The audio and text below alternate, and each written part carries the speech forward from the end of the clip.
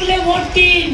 মুর্শিদাবাদের তৃণমূলকে খবর দিন। এবারে ডাক্তার নির্মল সাহাকে জেতান, মোদিজির কাছে পাঠান। রাজনীতি ঠিক করবে এই মুর্শিদাবাদ, এই লোকসভা নির্বাচন।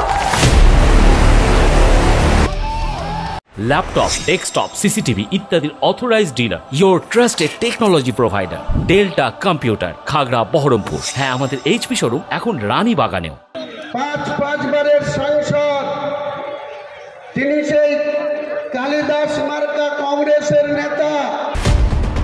রেজিনগরে নির্বাচনী সভা থেকে অধীর চৌধুরীকে কালিদাস মার্কা কংগ্রেস নেতা বলে কটাক্ষ বিধায়ক হুমায়ুন কবিরের। শুক্রবার বিকেলে বিকলনগর প্রাইমারি স্কুল মাঠে ইউসুফ পাঠানের সমর্থনে সভা থেকে কার্যত অধীরকে চ্যালেঞ্জ ভরতপুরের বিধায়কের।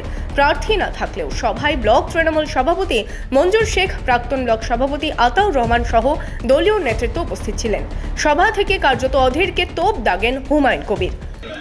পাঁচবারের সাংসদ, তিনি সেই কালিদাস মার্কা কংগ্রেসের নেতা।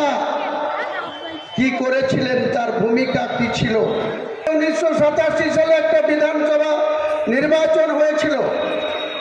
সেই নির্বাচনে আরেকজন আরএসপির নেতা, ওনার পালিত পিতা দেবব্রত বন্দ্যোপাধ্যায় বুলেট গাড়ির মিছিল নিয়ে বহরমপুর শহরে হুঙ্কার দিয়েছিলেন, যদি দেবু ব্যানার্জি ভোটে হারে তাহলে বহরমপুর আমি রক্তের হুলি খেলে দেব।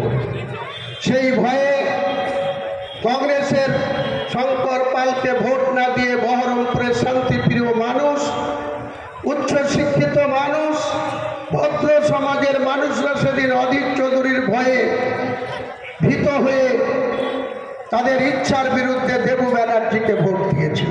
নির্বাচনের দিন যত এগিয়ে আসছে, ভোটের উত্তাপ বাড়ছে বহরমপুর লোকসভা কেন্দ্রে। Bureau report, imagine community media.